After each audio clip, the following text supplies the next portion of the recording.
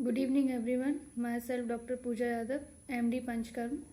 Here we started a new class, दैविक Ayurvedic classes, जिसमें हम लोगों ने CHO एग्ज़ाम कंडक्ट होने वाला है। इसका ड्यूरेशन लगभग 1 मंथ है।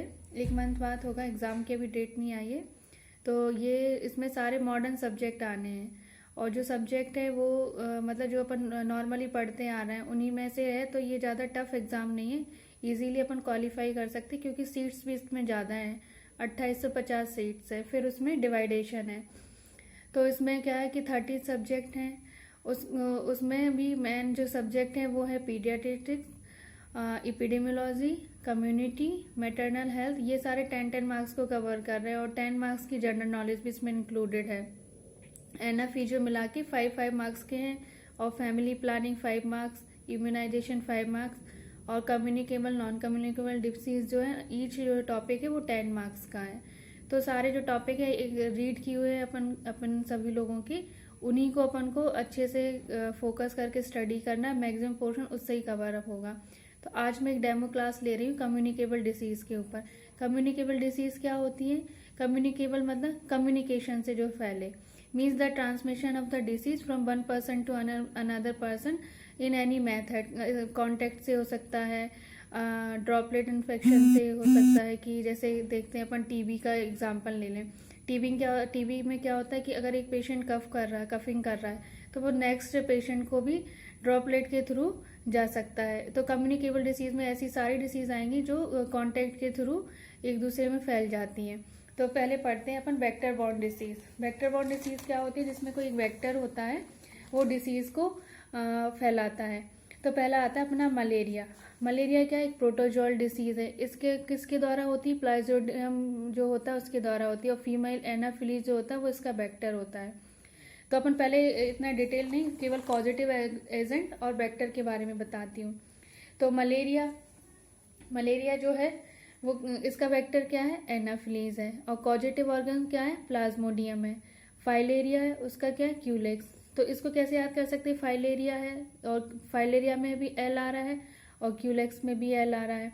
और इसका पॉजिटिव ऑर्गन कई बार पूछा जाता है, तो वायुचेरिया बैनक्रॉफ्टाई है।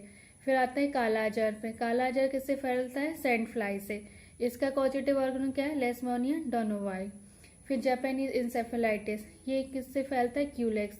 तो इसमें ना 2 डिसीज ऐसे याद कर लेते हैं, जापानीज इंसेफेलाइटिस और फाइलेरिया। दोनों किससे फैल रहे हैं? क्यूलेक्स से। वेक्टर सेम है, बट इनके कॉजेटिव ऑर्गन अलग अलग है। डेंगू किससे फैलता है? एडिस एजिप्ट से। और चिकनगुनिया भी किससे फैलता है? एडिस एजिप्ट से। तो ये सारे ही ना मच्छर से होते हैं, जैसे मलेरिया देख लें अपन, डेंगू देख लें, चिकनगुनिया। जबकि इनका कॉजेटिव ऑर्गन क्या है? वायरस है। ये एडिस एजिप्ट जो है ना, वो एक वायरस है। फिर आते हैं अपन इन्फेक्शियस डिसीज पे। उसमें कौन कौन सी है? इनके अपन को पॉजिटिव ऑर्गेनिज्म याद रखने हैं। जैसे लेप्रोसी है, तो लेप्रोसी को क्या कहते हैं? हैंसेन डिसीज भी कहते हैं। तो कभी कभी ये भी पूछ लेते हैं हैंसेन डिसीज किसको कहते हैं? तो लेप्रोसी है। तो लेप्रोसी का पॉजिटिव ऑर्गन क्या है? Mycobacterium leprae. ट्यूबरकुलोसिस का क्या है? माइकोबैक्टीरियम ट्यूबरकुलाई। तो ये इजी ही है। जैसे लेप्रोसी में लेप्री लगा है, बस ये याद रखना कि ये बैक्टीरिया से हो रही है। डिप्थीरिया का क्या है? कॉर्निबैक्टर डिप्थीरिया, तो उसमें भी डिप्थीरिया आया है। हुपिंग कफ का क्या है? ये अलग से याद रखने ना है।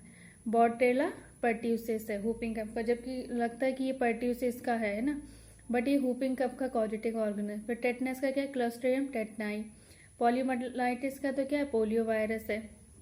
बट इसमें पोलियो में केवल इतना ही नहीं पूछा जाता कि पोलियो किससे होता है, क्योंकि वो तो कॉमन ही है। पोलियो में ये पूछा जाता है कि उसके कितने टाइप होते हैं। मेनली 3 टाइप्स होते हैं पोलियो वायरस के। सबसे ज़्यादा डेंजरस कौन सा होता है? पोलियो वायरस का टाइप जो 1 होता है वो मोस्ट डेंजरस होता है, वो ही ब्रेन में जाके मोस्ट इफेक्ट करता है। जो पैरालिसिस मिलती है वो पोलियो फर्स्ट वायरस से ज़्यादा मिलती है। फिर आती है अपन मीजल्स पे। तो मीजल्स का क्या है? नॉर्मल मीजल्स वायरस ही दिखा है। फिर डायरिया कॉमनली किससे होता है? रोटा से। एडिनो, एंटेरो, साइजेला, साल्मोनेला, बहुत सारे इसके हैं। तो इसका कोई पर्टिकुलर वो नहीं है। वायरस से अलग होता है डायरिया, और बैक्टीरिया से अलग होता है। स्केबीज आ जाता है।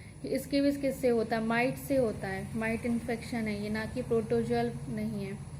इसके ऑर्गेनिज्म का नाम क्या है? सार्कोप्टेक्टिस स्केबीज। फिर आ जाते हैं पेडिकुलोसिस। पेडिकुलोसिस क्या होता है? नॉर्मल हिंदी में जैसे अपन बोलते हैं जू पड़ना, तो पेडिकुलोसिस कितना है, infestation of lice is called pediculosis, है ना। फिर आता है हुपिंग कफ। हुपिंग कफ किससे होता है, ये तो पढ़ लिया, बॉर्डेला पर्ट्यूसिस से। अब आ जाते हैं एंटेरिक फीवर, इसी को अपन टाइफाइड कह देते हैं, साल्मोनेला टाइफाइड से होता है। अब आगे बढ़ते हैं, अब आते हैं अपन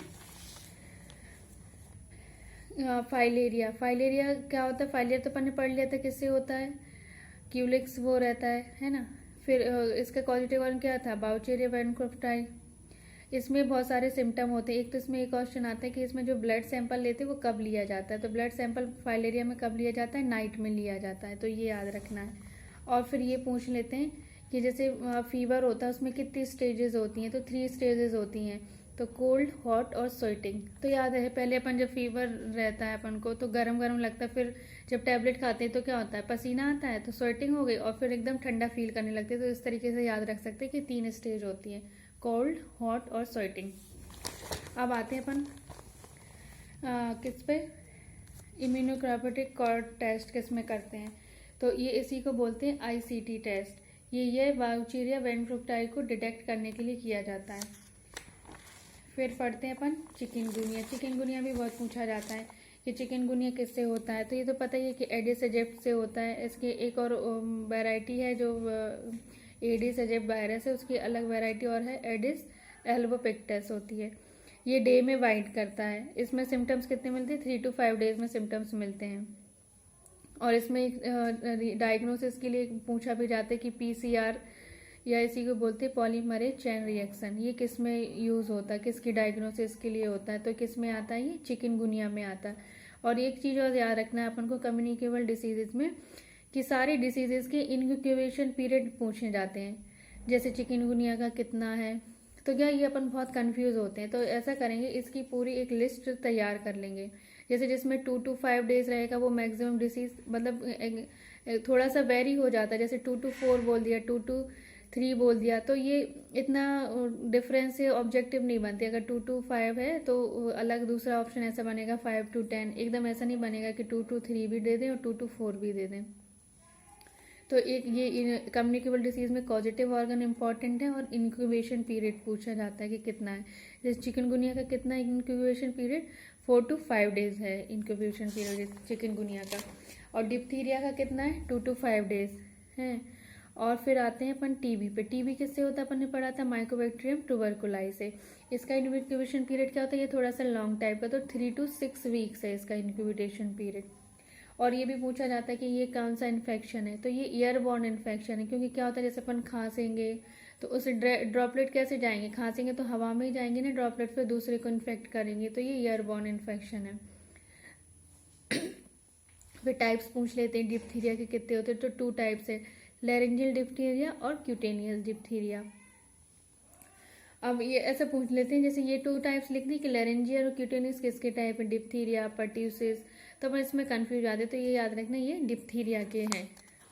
फिर आते हैं अपन पर्ट्यूसिस। पर्ट्यूसिस क्या होता है, एक टाइप का ड्रॉपलेट इन्फेक्शन है। इसका इंक्यूबेशन पीरियड क्या है, 3 to 12 डेज है। फिर फेजेस में क्या क्या होते हैं, कैटेरल, प्रॉक्सिमल फेज और कन्वल्सन।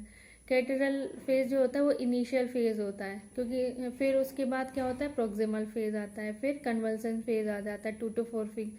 इसमें मेन सिम्टम क्या रहता है, कफिंग होती है, बहुत ज़्यादा कफिंग होती है, बाउट के बाउट आते हैं, बच्चा मतलब सांस नहीं ले पाएगा, उसकी इतनी हालत ख़राब हो जाती है। फिर आ जाती है टिटनस। टिटनस किससे फैलता है, ये एक एनारोबिक बैक्टीरिया है। कभी कभी बैक्टीरिया पूछ लेते हैं कि टिटनस जिस बैक्टीरिया से पूछता है वो एरोबिक है, एनारोबिक है कि बोथ है, तो एक एनारोबिक बैक्टीरिया है। और न्यूबॉर्न में टिटनेस होता है तो उसी को क्या बोलते हैं, NNT है, न्यूबॉर्न न्यूनेटल टिटनेस बोल देते हैं ना। फिर क्या बोलते हैं कि इसका इंक्यूबेशन पीरियड कितना है, 3 to 12 डेज है। और फिर ये पूछा जाता है कि प्रेगनेंसी में TT डोज कब लगाया जाता है। एक तो 3 months में लगाया जाता है, मतलब फर्स्ट ट्राइमेस्टर कंप्लीट होता है उसके बाद ही लगाते हैं। और 2 जो डोज देते हैं इसमें, और जो डोज के बीच में डिफरेंस होता है वो 1 month का होना चाहिए। 2 डोज दोनों में 4 वीक्स का गैप होना चाहिए भाई है। और एक इसके लिए एक और क्वेश्चन आता है कि WHO ने जैसे 5 क्लीन सरफेस बताई हैं, तो एक कौन सा इन्वॉल्व नहीं है, तो एक इसमें क्या कि क्लीन सरफेस होना चाहिए, क्लीन हैंड होना चाहिए, क्लीन ब्लेड होना चाहिए, क्लीन कॉर्ड होना चाहिए, क्लीन कॉर्ड स्टम्प होना चाहिए, और उसमें क्लीन हॉस्पिटल नहीं दिया है। तो कई बार बहुत सारे ओटी में ये वाला ऑब्जेक्टिव लगा देते, जैसे अभी CHO का एग्जाम हुआ था, उसमें भी ये क्वेश्चन आया था कि इसमें से कौन सा WHO ने क्लीन सरफेस या क्लीन में माना नहीं है, तो उसमें क्या था, क्लीन हॉस्पिटल था आंसर। तो इसकी ट्रिक क्या है, SHR ने कॉर्ड स्टम्प की क्लीन, तो S से क्या हो जाएगा, क्लीन सरफेस, H से क्या हो जाएगा, क्लीन हैंड, और कॉर्ड से क्या हो जाएगा, कॉर्ड, क्लीन कॉर्ड, स्टम्प से क्या हो जाएगा, क्लीन कॉर्ड स्टम्प की। TT होने पर तो TT भी याद रह जाएगा कि किसकी ट्रिक है, ये TT में है जो क्लीन सरफेस बताई है। फिर आ जाते हैं पोलियोमाइलाइटिस पे। पोलियोमाइलाइटिस क्या है, एक तरह का वायरल डिसीज है ये, है ना, RNA वायरस से होता है। जो पोलियो वायरस है ना, वो RNA वायरस है। इसकी 3 वैरायटी होती हैं, वही मैंने बता दिया था, 3 टाइप्स होते, first, second, third. First virus है ना, उसी को पैरालिटिक पोलियोमाइलाइटिस कहते हैं, क्योंकि यही सबसे डेंजरस होता है, इससे सबसे ज़्यादा पैरालिसिस होती है, इसलिए फर्स्ट वायरस को पोलियो पैरालिटिक वायरस कहते हैं। ये तो हो गया डेमो क्लास। Thank you.